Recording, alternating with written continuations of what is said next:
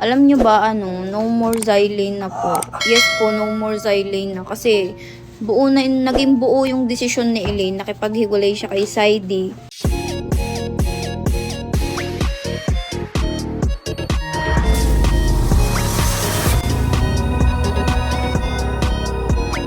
Hello mga kapatid, alam nyo may ibabalita ako sa inyo na nakakalungkot na balita.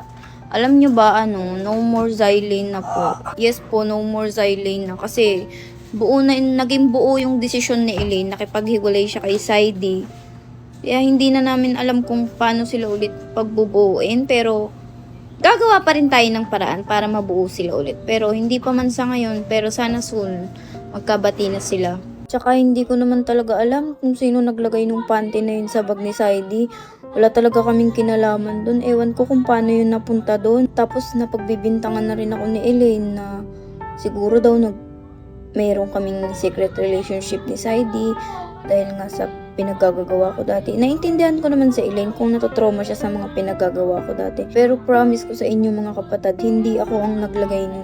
Wala yun sa plano namin ni Saidi. Ang plano lang talaga namin nila Saidi is i-surprise sa Elaine dahil first month sa rin nila. Pero sana magkausap na sila ng maayos ni Elaine para maging okay na ulit yung lahat. At kung sino man gumawa ng kasalanan na yun, sana lumabas na yung katotohanan.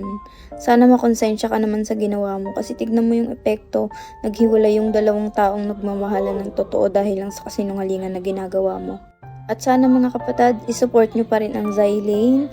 Sana ay makagawa tayo ng paraan para magbalikan sila ulit. Yun lang. Ano ba yan, Saidi? Nagpunta tayo ng SM tapos mukha kang kawawa. Tingnan mo yung itsura mo, oh. Ano ba yan? Ayaw mo makisayos eh. Ikaw nga mukha ka nakawawa eh. Ate, mukha daw ko nakawawa. Bate? Baka naman talaga nakawawa. Diba? Nag-SM tayo. Ganyan itsura mo. Gusto mo gusto mo paaga yung yung break up natin. Wag! Nay, Wag naman. So? Ayun, oh. Bilis mo naman. Mukha daw ko nakawawa Eh, totoo nga naman kasi Design lang yan. Design lang. Ayoko lang